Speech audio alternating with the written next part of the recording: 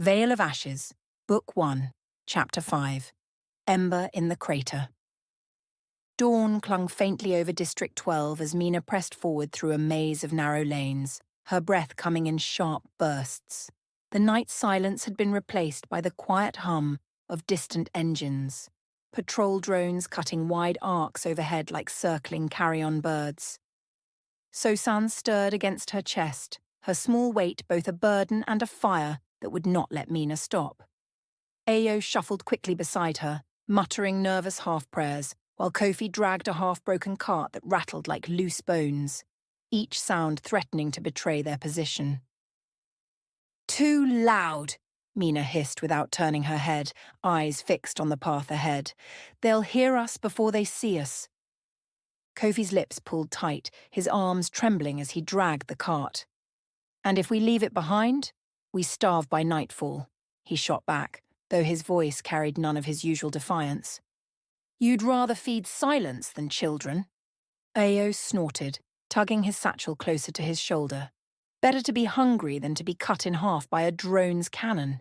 Silence keeps you alive long enough to argue about food later."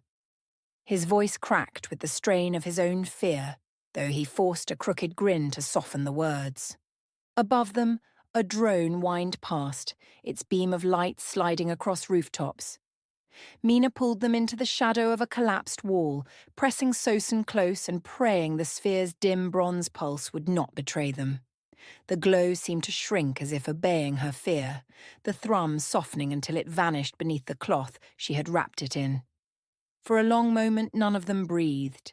Then the drone veered away, its engines fading into the distance, leaving only the hammering of their hearts. Mina whispered, her voice trembling between relief and awe. It knew. The sphere knew. Kofi shook his head violently, sweat streaking his brow. "It's a cursed thing. Every time it saves us, it binds us tighter. How long before it decides it doesn't need us?" Sosan whimpered, and Mina tightened her arms. Her tone cut like flint. "It needs her. And as long as it does, it needs us." They slipped further from the heart of the district, the lights behind them dwindling into scattered pinpricks. Ahead, the roads widened into the outskirts, where caravans once passed, and smugglers still whispered of hidden ways through authority nets. Mina's stride did not slow. Every step carried the weight of Amma's farewell, the soil closing over Kar-Kon infiltrators, and the gnawing truth that Earth was no longer untouched by the galaxy's hungers. Far above, in the marble chamber of the Alliance Council, the morning light spilled through crystalline windows that refracted it into shifting rainbows. Delegates filled the hall in layered rows, their voices sharp, blending into a chorus of impatience and suspicion. The pulse from the sphere had been felt across entire sectors, and while planetary governors sent reports of unease, the Council now grappled with the wider implications. Councillor Ortega rose first, his human frame rigid, his voice sharpened by exhaustion. "We cannot treat citizens as enemies. District closures, mass lockdowns, this is not Council business. We are not district wardens. We are guardians of entire Alliance, and if we forget the scale of our duty, we hand our rivals the very weakness they crave." His words rippled through the chamber, though not all in agreement. Councillor Jahlani, her amphibious Entala skin shifting in flowing blue patterns, leaned forward with a voice like rushing water. "Weakness is pretending this is only a district matter. Rivals felt the pulse as clearly as we did. Do you think Kar-Kon, the Shroud, or the Swarm will wait for us to finish our debates? If they sense the source lies unguarded on Earth, their fleets will move." The speaker, a tall Varine whose lantern-like markings glowed faintly against his pale skin, lifted a hand, his voice smooth and layered. "And what would you have us do, Jahlani? Send the fleet to scour every village, settlement, city, or worlds? Strip mine the soil until we drag this mystery into the light? Such overreach would fracture our own foundation. The Alliance has not endured centuries by treating its citizens as prey." Councillor Banwo rose next, her glass-skin form shimmering faintly with inner translucence. The beads on her robe clicked softly as she gestured. The speaker is correct.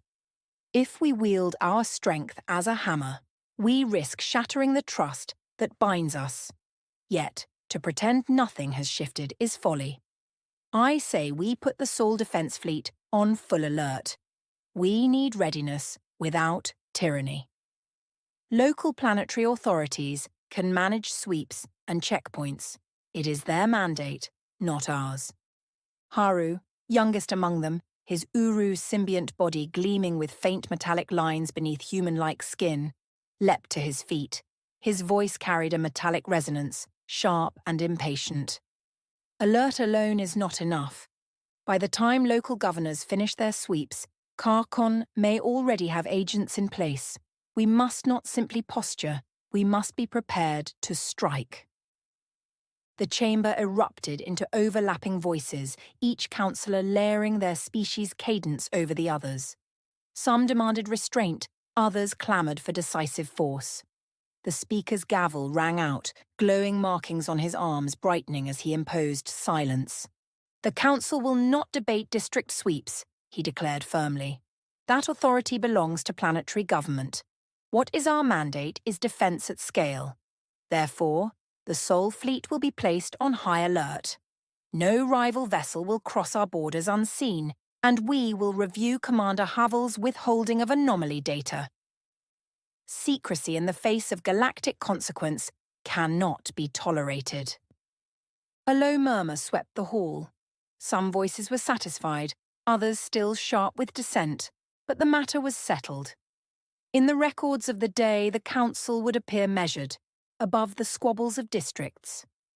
Yet in the shadows of the chamber, suspicion grew sharper, aimed not at the fugitives below, but at the men and women who had chosen silence when the pulse had screamed across the stars. The night thickened as Mina led them into a half-lit market road where old stalls leaned against one another like broken teeth. Once, caravans had stopped here to trade salted meats, water rations, and trinkets from off-world. Now it was a haven for those who thrived in shadows. The smell of charred metal and stale spice clung to the air. Ao stiffened beside her, his eyes darting. "This is worse than drones," he muttered. "At least drones don't smile before they rob you." From the gloom emerged figures draped in glowing ink, their skin alive with shifting tattoos that pulsed faintly with bioluminescent rhythm. The Nebula Nomads. Their ships were said to sail starlight itself, patched with scrap and woven sails of plasma. Here they looked like ghosts wrapped in colour. One stepped forward, tall and thin, his arms lined with spirals of green light that swirled up his neck. His voice was slow, deliberate, with the calm of someone who never ran from authority because authority could never catch him. Strangers in the night, burdens on your backs, eyes too wide, you are running. Mina held her ground, adjusting Sosan against her chest. We need passage through the outer checkpoints. Nothing more. Another nomad, shorter, her tattoos glowing a deep red, gave a laugh like glass breaking. Checkpoints? The authority builds nets. We cut through them. But cutting costs. Do you pay with coin or with secrets? Kofi stepped forward too quickly, desperation cracking his voice. We have nothing to hide, nothing worth your games. Just let us pass. The first nomad tilted his head, eyes glowing faintly in the dark. Everyone has something to hide, even the fearful, especially the fearful. Io's nervous grin flickered. He leaned toward Kofi and whispered too loudly, "Well, that's us finished. Shall we dig our own graves, or wait until they offer us a discount?" Mina cut him a sharp look, then turned back to the smugglers. "Name your price."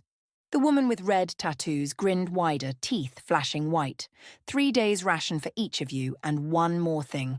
The glow in your bundle. It hums even under cloth. Mina's heart hammered. She shifted Sosan and tightened her grip around the wrapped sphere. Not for trade. The smugglers stirred, their glowing tattoos flickering as they murmured in their own tongue. One stepped closer, reaching a hand as if to test her resolve.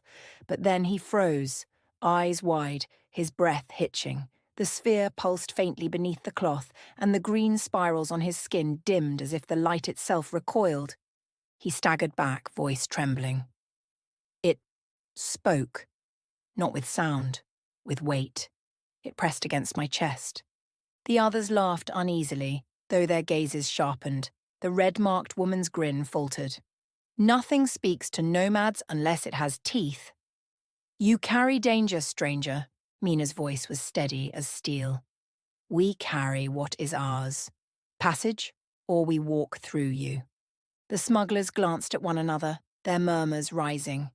Ao leaned close to Mina, whispering quickly.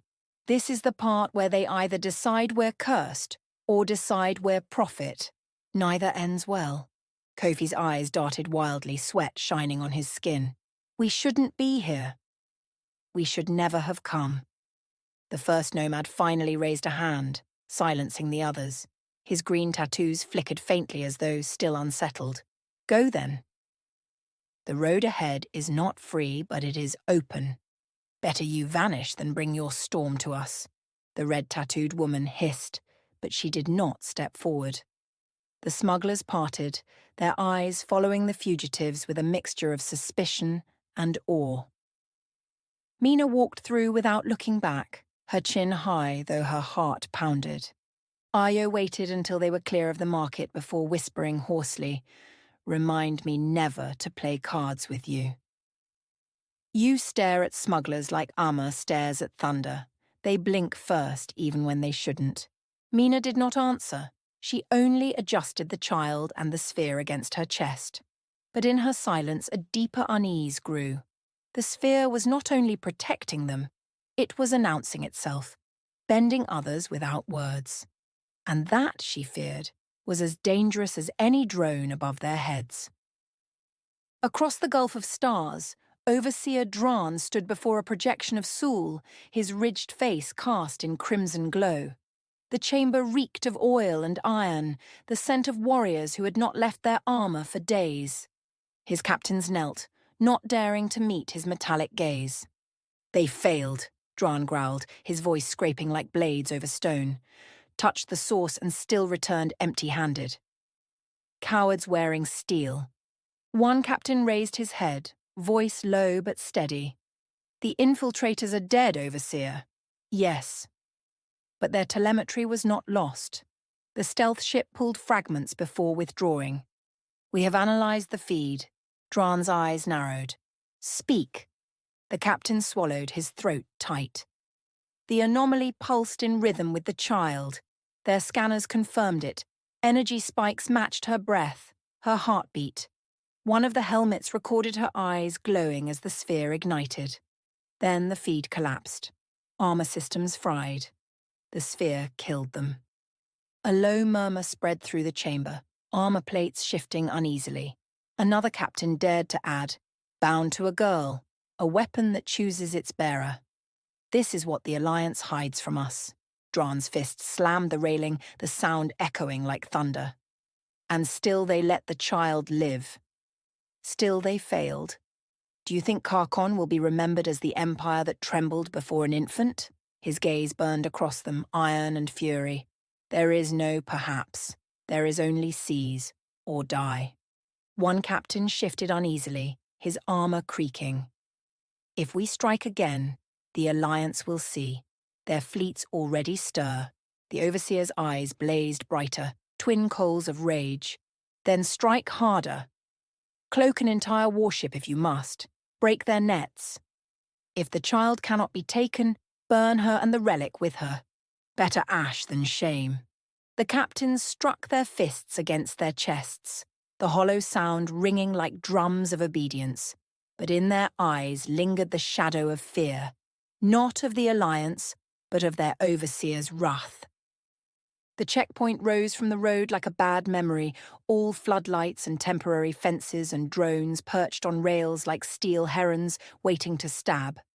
A half-dozen officers in mixed armor waved travelers into lanes, their scanners chirping in clipped rhythms that made Kofi flinch every time the sound cracked the air.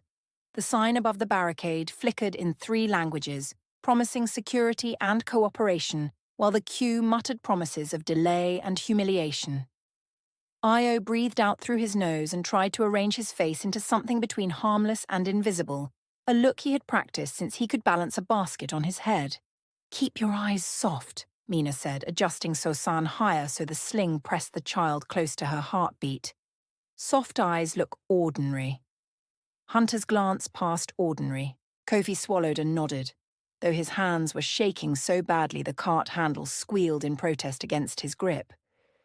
"If my eyes get any softer, they will leak out," he whispered, the tremor in his voice turning the attempt at humor into a plea.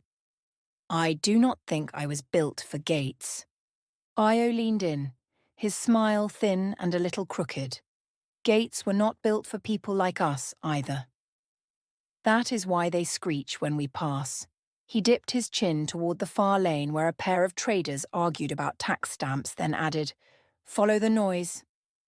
The loudest mouths draw the brightest lights. We will take the shadows between."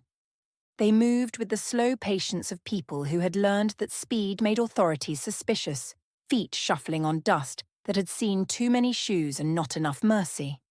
A drone slid along its track above them, lenses dilating with insect precision as it tasted the air for lies. Mina felt the sphere thrum faintly beneath the cloth, the rhythm slipping into her bones like a second pulse she could not quiet or refuse. Sosan stirred at the same moment, a soft murmur escaping her lips, as though echoing a voice only she could hear. "Next," called a guard, his accent thick with coastal vowels, as he waved a hand without looking up. "Papers and purpose. If you do not have papers, you will have purpose, and if you have neither, you will have a longer conversation than you want." The officer was human, young enough to still carry hope in his eyes, but next to him stood a grey Concord sergeant whose faceted gaze made Mina's skin prickle. The sergeant did not blink, his grey face cool as stone under frost, and Mina knew at once that charm would bounce off him like rain off slate. Ao stepped forward first and offered the folded work pass he had cobbled from 2 older permits, the overlay clever but desperate in the way a house is clever when it hides a broken wall behind a tapestry. "Purpose," the human guard said, palming the pass and flicking it under the scanner, while the grey Concorde watched them with the stillness of a hawk of ice. "Destination. Why 3? Why a child? Speak quickly and speak true because the drones do not enjoy poetry." "Family relocation," Ao said, and he let his voice stumble just enough to sell the fear without drowning in it. "Work dried up in 12. We heard there's sorting at the rails when the sun goes high. We have cousins who can take us until the dust settles. The child belongs to the woman, and we belong to her when trouble is tall." The grey Concorde's voice came out like glass rubbed by winter wind, each consonant precise enough to cut. "The pass is layered." Clever hands used old ink. "This is not law, but it is effort." "Why effort? If you are honest?" Kofi's mouth opened and closed twice like a fish that had finally discovered air was less forgiving than water. "Because honest people starve," he blurted. And then he shook, horrified by his own mouth for running ahead of his feet. We did not mean offence. We meant to mean breakfast." The human guard snorted despite himself, one corner of his mouth trying to turn upward against superior training. "Breakfast is offence in this district if you eat it too loudly," he said, and then he glanced down at the cot strapped to Mina's chest, as Sosan gave a soft sound that was neither cry nor laugh. "How old is she?" "She looks like dawn trying to remember the name of gold." Mina kept her gaze steady and her hands calm even as the sphere's hum deepened into her sternum. "Old enough to want milk and not old enough to ask for it politely," she said, and her words were wrapped in the cloth of a tired smile that begged no permission. "I am her mother today, and every day after, even if the road is crooked." The scanner chirped once more, a little glitch in its song, and the human guard blinked as though someone had cupped a hand over his eyes and told them to rest.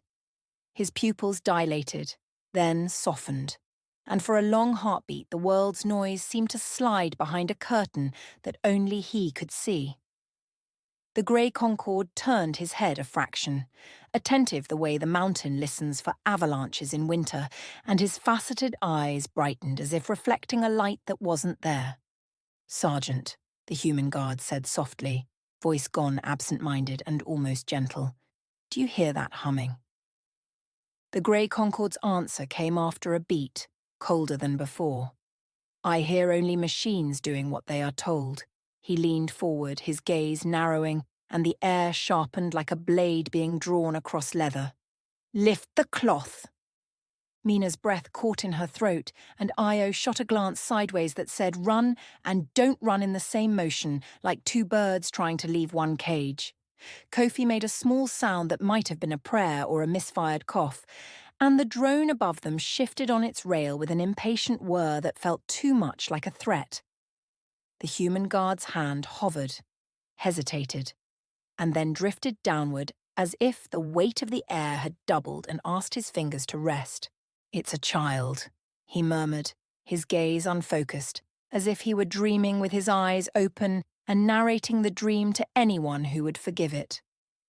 "A child and a bundle. Let them pass to the secondary.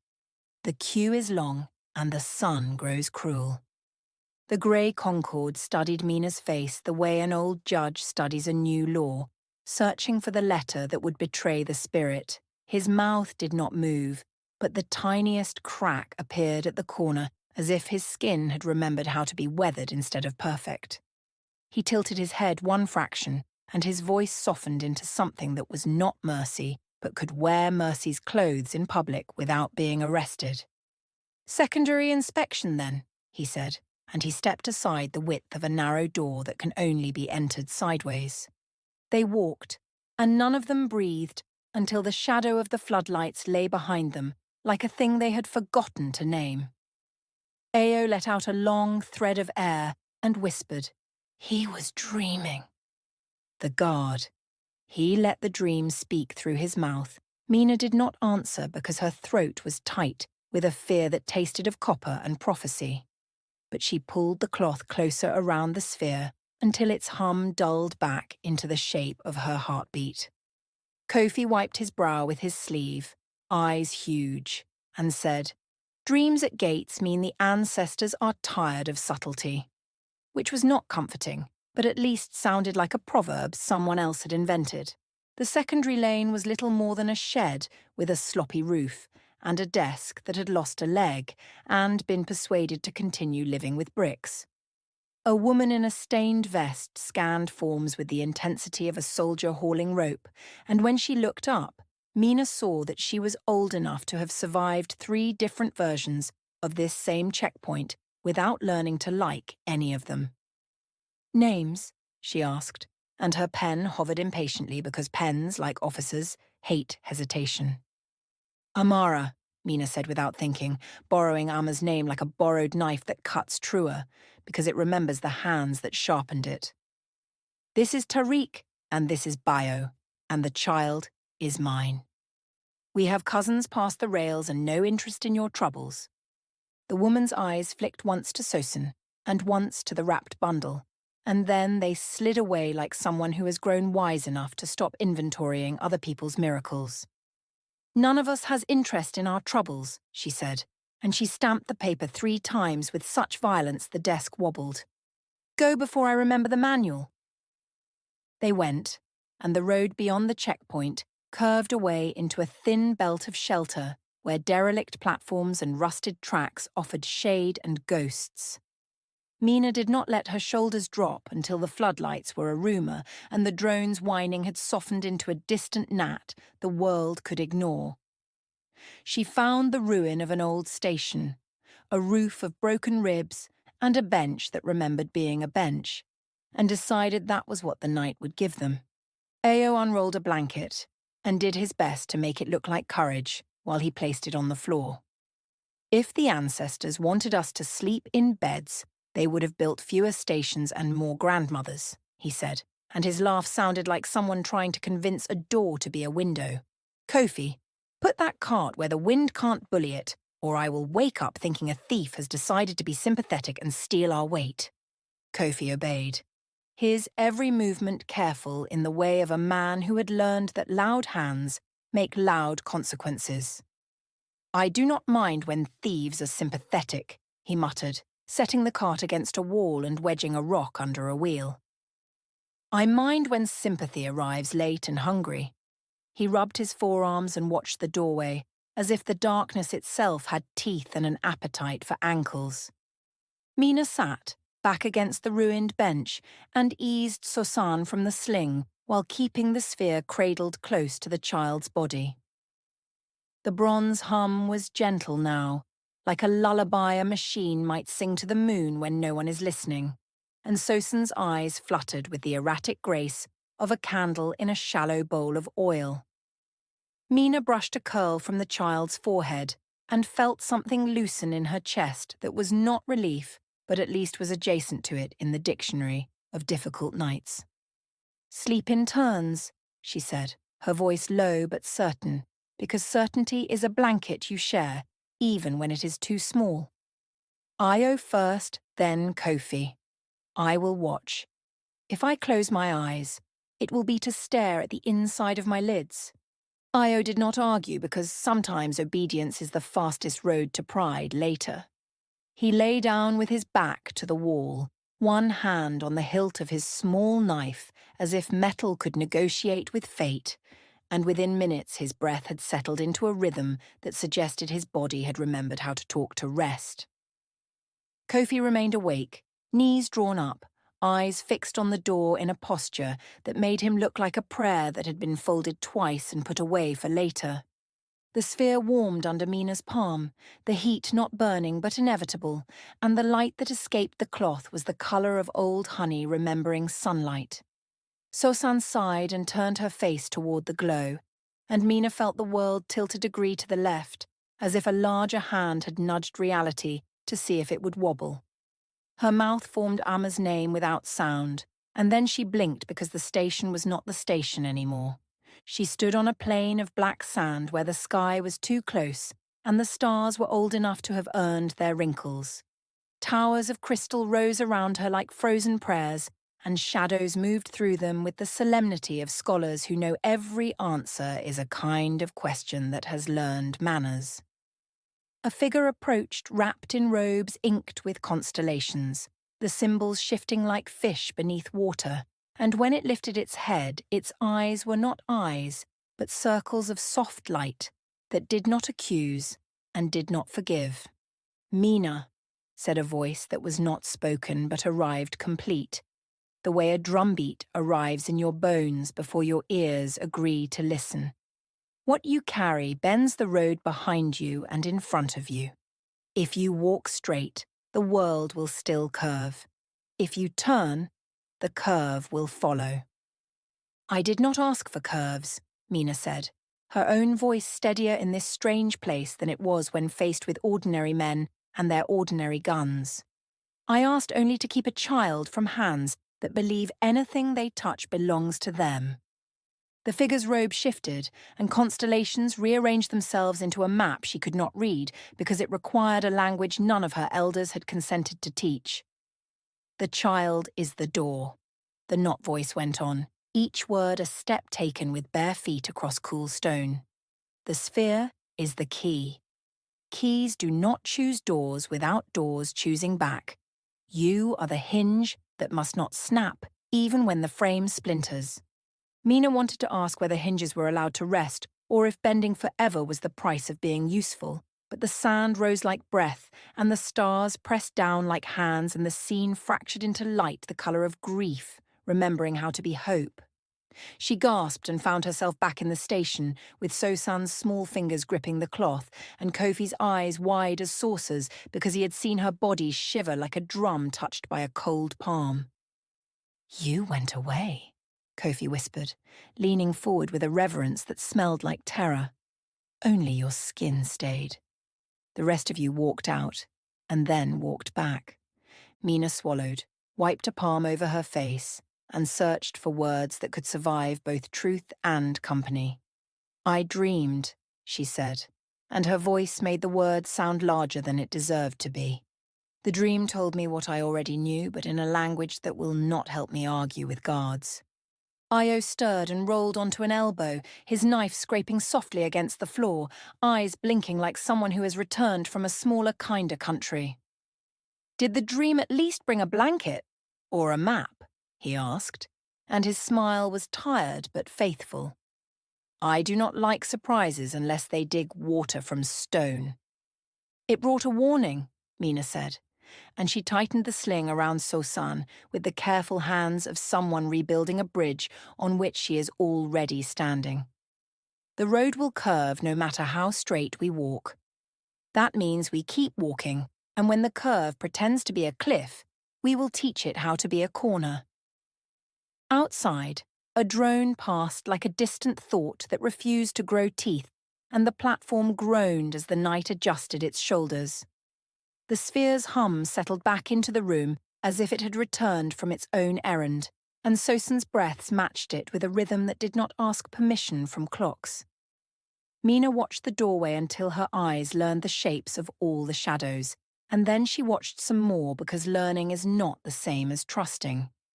Somewhere far behind them, a floodlight died with a tired pop, and somewhere far ahead, a rumour of roads braided itself into something that might become a path if the morning agreed to be kind. The coastal checkpoint loomed ahead like a fortress of light and steel, its towers bristling with sensor arrays and its gates flanked by armoured turrets that hummed with power. This was no village post. It guarded the largest settlement on the southern coast, a sprawl of domes and ports where the sea kissed orbital elevators, and above it all the great African shipyard glittered against the dawn sky. Traders pressed in from every direction, carts piled high, families clutching papers, soldiers marching in precise lines. Mina felt the weight of it pressing against her lungs. Here, the Alliance was awake, armed, and watching. "By the ancestors," Ao whispered, his voice dry with awe and fear. "This is not a gate. This is a mouth with teeth, and we are the meal." "Keep walking," Mina said, her voice steady, though her fingers trembled against the sling that held Sosan. "Teeth only bite if they taste fear," Kofi muttered bitterly, his lips close to her ear. "Then they will feast on me first." The crowd surged forward as checkpoint officers barked orders. Planetary guards in dust-coloured armour shouldered rifles, scanning each family with handheld units. Above them stood Alliance fleet soldiers, their white-grey uniforms sharp as ice, sashes glowing with identification codes. Drones arced overhead, beams painting the ground in wide sweeps. The air smelled of sweat, ozone, and the faint tang of salt carried from the sea. Near one of the towers, cloaked in a trader's hood, a shroud operative adjusted his stolen scanner. His translucent skin shimmered faintly beneath the fabric, bioluminescent veins flickering with every heartbeat. He whispered in layered tones only his comlink could hear. "Target identified, bronze pulse in rhythm with infant's vitals. Repeat, anomaly and child are bound." The voice in his ear crackled. "Observe only. Report." But then the sphere pulsed again. A flare of bronze rippled outward, invisible to most eyes but captured perfectly on his scanner. For a heartbeat, the readout twisted into symbols, a repeating pattern, geometric, sovereign. The operative froze. He had seen fragments of it before, deep in the archives his collective had plundered. Not myth, not rumour. Teconia. His layered voice trembled. "It bears the seal. The imperial seal of Teconia." Static hissed back. "Impossible. That line is ash." But the operative's eyes widened with greed and terror all at once. Not ash. Living. Breathing. Bound to a child. Orders screamed in his ear. "Hold your position." But the hum of the sphere seemed to drown them. The operative's hand slid beneath his cloak, pressing a concealed trigger. On the far side of the checkpoint, 3 cargo crates burst apart with metallic shrieks. From within, unfolded figures of gleaming black alloy, limbs jointed too smoothly, eyes glowing with cold red light. The androids stood taller than men, weapons extruding from their forearms with a hiss of synthetic hydraulics. Panic erupted in the crowd. Civilians screamed as the first droid opened fire, a stream of searing bolts cutting across the checkpoint. "Cover! Cover now!" shouted an Alliance sergeant, dragging 2 children behind a barricade. Planetary guards scrambled into formation, their rifles barking as drones dove into attack patterns. But the androids were relentless, cutting down soldiers and civilians alike with no concern for aim or mercy. Blood spattered the gates, smoke clawed into the sky, and the marketplace dissolved into chaos. Mina shoved Kofi behind a supply cart, her voice a whip. "Down! Protect Sosan!" Io grabbed a dropped rifle from a fallen guard, his hands trembling but his jaw set. "They're coming straight for us!" Mina. They see her. One android barreled forward, its sensors fixed on the sling against Mina's chest. Bullets sparked harmlessly against its armor. It swatted soldiers aside, uncaring of their screams, its every movement precise and merciless. Io picked up a dead Alliance security man's weapon, hurled himself into its path, firing wildly until the gun clicked empty, then swinging the rifle like a club. The droid caught him in mid-strike, hurling him across the ground like a rag doll. He landed hard, blood streaking his temple. "Io!" Mina screamed, but her voice was swallowed by the roar of gunfire. Kofi stumbled up, clutching a guard's sidearm. With a cry that was half prayer, half defiance, he charged the droid.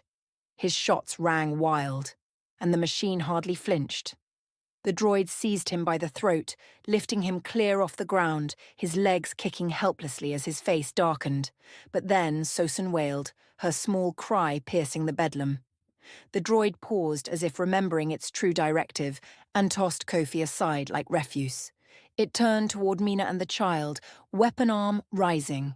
Mina clutched Sosan close, whispering Arma's prayers with a voice that trembled like reeds in a storm.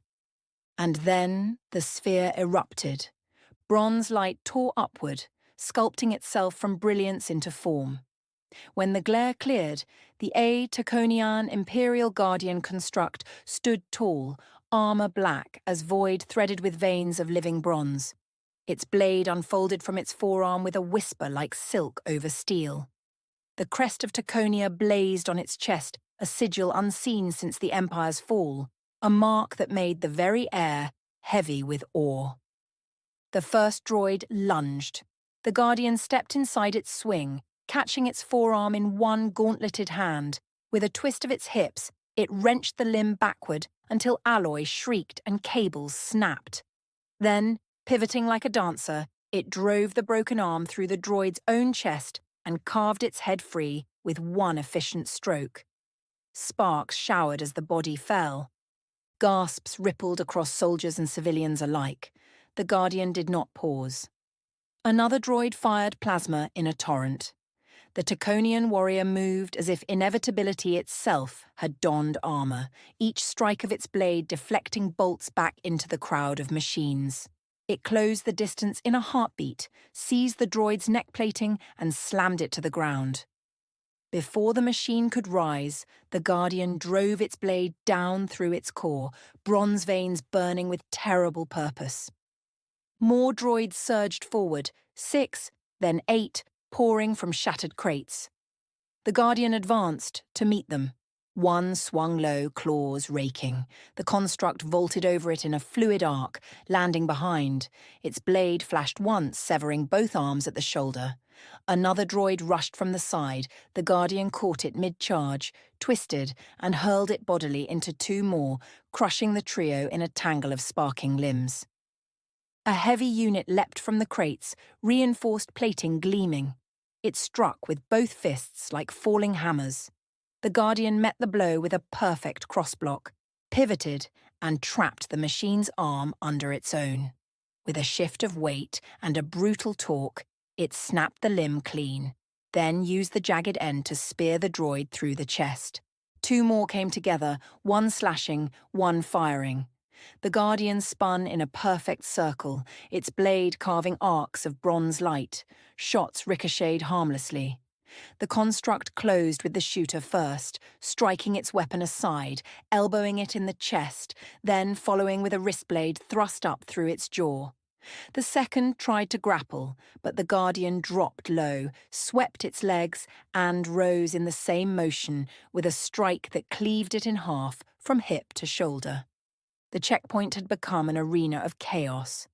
Civilians cowered behind barricades, soldiers firing wildly, screams echoing against the walls. But eyes were drawn always to the Guardian not just for its destruction, but for its impossible elegance. It fought like water flowing downhill, unstoppable, unhurried, each movement connected to the next, as if this battle had been rehearsed for centuries. The last of the droids, larger than the rest, lumbered through the smoke, claws outstretched for Mina and Sosan. The Guardian intercepted with a rush of speed that blurred the air. Strike, parry, riposte. A knee to the machine's midsection folded its frame. A backhand strike dented its head casing. The Guardian's blade followed in a final sweeping arc, severing its torso cleanly from its legs. Both halves fell, twitching to the blood-slick ground. Silence followed, broken only by fire crackling in the wreckage and the sobs of the wounded. The Guardian stood alone, bronze veins pulsing like a heartbeat, blade dripping molten sparks. For a long moment, it simply gazed across the battlefield, helm scanning for further threats. None came. The surviving droids lay ruined at its feet. Then the Taconian crest blazed once more, and the figure dissolved into nothing, scattering into bronze embers that vanished into air. On the checkpoint cameras, it simply ceased to exist. No one saw it return to the child. Shock held the survivors. A soldier whispered, "That wasn't Alliance." A guard muttered, "It moved like legend." A civilian cried out, but Mina did not wait for answers. She dragged Ao to his feet, helped Kofi stumble upright, and clutched Sosan close. While medics, commanders, and terrified onlookers swarmed the checkpoint, they slipped unnoticed into the tide of bodies pressing into the settlement beyond. Behind them, the air still reeked of oil and blood, the ground littered with corpses, human, alien, machine, and something more. And above it all hung the question that would soon circle every council chamber and rival faction across the stars: what power has awakened on Earth? Above the smoke of the checkpoint, Alliance drones hovered, their cameras still streaming to orbital relays. Every corner of the world saw the fire, the broken machines, and the black armored construct that had fought like a phantom from myth. Networks froze frames, analysts shouted into microphones, and every family huddled around their wall screens whispered the same question with equal parts terror and awe. Was that ours?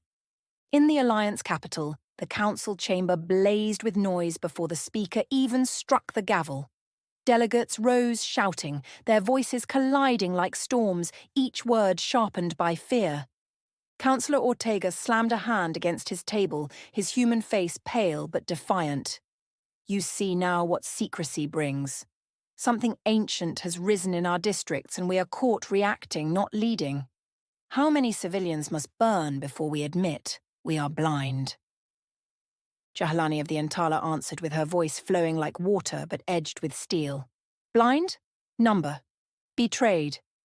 This was no mere anomaly. That construct bore a seal older than any empire in this chamber. Taconia's seal. Do you understand what that means? The galaxy will not wait while we dither." Banwo, the glasskin, rose with light shimmering faintly through her translucent form. "Do not speak of dither while bodies still lie at the gate. Panic will not raise them. Restraint has kept the Alliance from wars we could not afford. But this..."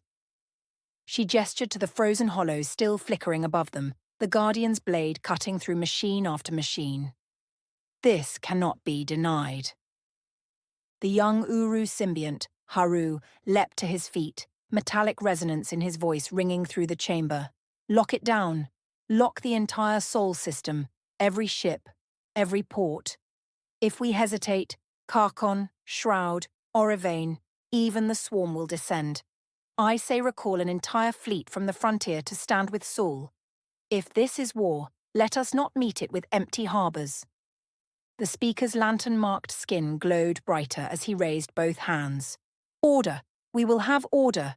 The chamber dimmed to silence under his command. "This council decrees, Sol is under full lockdown, orbital gates closed, fleets doubled. Every vessel that approaches will answer to Alliance guns before it whispers a word of greeting. Until we know what has awakened, Earth will become fortress." A rumble of assent filled the hall. Even Ortega, though grim, bowed his head in reluctant agreement. The decision was sealed. In hidden rooms across the stars, other factions reacted. On Karkon, Overseer Dran listened to the report in silence, the hollow flickering with the Guardian's form frozen mid-strike. At last he snarled, striking his fist against the iron table. "Teconia lives. If the Alliance claims it, our empire is dust. But if we reach it first..." His words trailed into fury, but even he did not yet dare move openly. In the veiled chambers of the Shroud Collective, the operative who had triggered the massacre was already dead, silenced by his own masters before the council could trace him. Whispers overlapped in cool disdain. Too soon. Too reckless. The veil is torn. Withdraw the others before the Alliance names us. For now we watch from shadows deeper still. Among the Orivane, the mystics and scholars screamed at one another in debate. Some called it a divine sign, others a curse. The elder at the centre only whispered, voice cracked with awe. The royal guardians were not myth. Meaning is no longer question. Meaning walks again. And it chooses a child. Even the swarm chorus riding their scout vessel through deep void shifted uneasily. Teconia, old prey, sharp prey, feed later, not yet. The biopod they had readied was sealed away, hidden again. Hunger gnawed, but fear of the unknown gnawed deeper. Back on Earth, the checkpoint lay in ruin. Fires still burned, medics screamed for stretchers, commanders shouted orders over the howl of alarms. Broadcast drones circled overhead, capturing every shattered barricade, every grieving mother, every twisted body of civilian and soldier alike. But Mina, Io, and Kofi were gone. In the confusion they had slipped through, their wounds hidden beneath the greater wound of the massacre. Ao limped heavily, blood still matting his hair. Kofi clutched his ribs, his breath ragged. Mina pressed Sosan close, whispering steady words though her own heart was splintered. They reached the shadow of the settlement dome just as the great gates opened to swallow another flood of refugees. Mina glanced back once, eyes catching the smoke curling into the sky, the place where bronze light had walked and fought like a god. "A guardian," Io whispered, leaning on her shoulder. "It wasn't a machine. It wasn't Alliance. It was something else." Kofi coughed, shaking his head. "Something else that leaves graves in its wake." Mina pressed Sosan tighter and spoke softly, her words steady despite the tremor in her body. It was sworn to her before she could speak, sworn to protect her when even I could not. Whatever that thing was, it chose her.